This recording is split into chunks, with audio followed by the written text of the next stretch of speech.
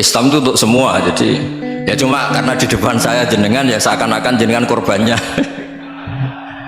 Itu ada ilmunya dalam usul fikih itu. Jadi orang itu harus ngaji usul fikih. Nama yang disebut, mungkin Mas Sufyan masih ingat zaman ngaji usul fikih. Nama yang disebut itu tidak jaminan sebagai prioritas perintah. Jadi misalnya gini, kebetulan yang di depan Nabi itu Abu Dzar. Nabi ya bilang, ya Abu Dzarin ini uhibbuka misalnya, atau ya Mu'ad ini muhibbuka, atau ya Abu Hurairah ini uhibbuka misalnya. Banyaklah riwayat yang Nabi nyebut ya Abu Dzarin, ya Mu'ad, ya Abu Hurairah.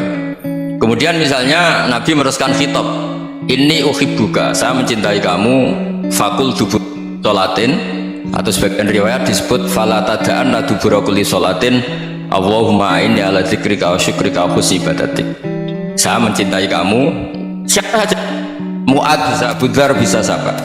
Saya mencintai kamu, mohon kalau habis sholat kamu jangan lupa wiridan Allahumma inni ala dzikrika wa syukrika wa husni ibadatik. Ya Allah, tolong kami permudah supaya mudah ingat engkau.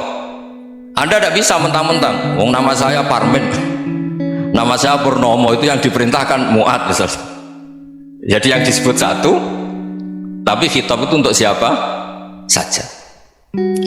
Saya teruskan. Jadi saya mohon semua kita melakukan kebaikan itu, kalau dalam kaidah fikih disebut al yakin la yuzalu bisyak.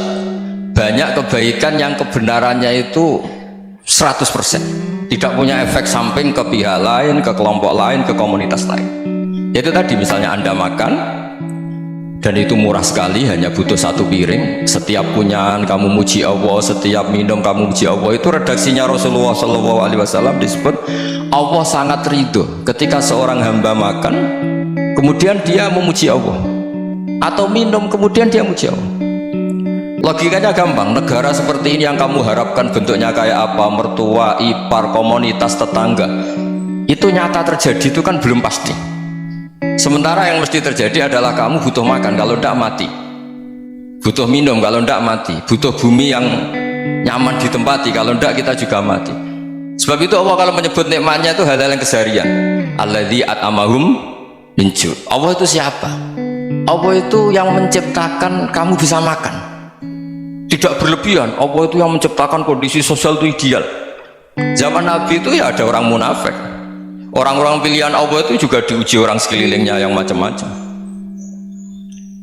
Semua diuji sesuai konteks zaman dan waktu. Nah, tapi ada ibadah-ibadah yang selalu disarankan Nabi. Sampai Nabi itu pernah ditanya, ayul Islam ya khairun ya Rasulullah, Islam terbaik itu gimana? Jawaban Nabi itu unik, itamut to'am, Islam terbaik itu ya makan-makan, santai-santai. Ketika Allah menyebut beberapa kebaikan, falak tahamal aqobah, wa ma adrokan Allah mal aqobah. Terusannya apa? Fakku rokobah. Terusannya apa? Au'id amun fiyaumin di masubaya. Atau acara makan-makan itu juga Islam. Kenapa? Ya bayangkan kalau tidak ada makanan kita mati kan.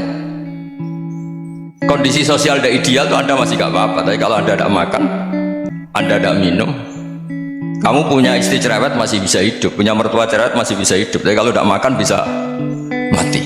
Berarti penting mana istri sama makan? Penting mana? Makan. Semoga istri Anda dengar. Itu kalau dibahasakan makan masih memahami. Penting mana nasi satu piring dengan istri? Nggak ada nasi mati, nggak ada istri belum mati. Penting mana? Gak berani jawab kan? Nah, ternyata Anda ada garang kan di depan istri. Jadi saya mohonlah, mungkin Mas Sufyan Sauri tadi yang bisa bantulah teman-teman tuh ngaji yang keseharian saja. Karena kita nyari ridho Allah itu berdasar firman Allah, dan firman Allah itu menyebut keseharian tuh riang gampang.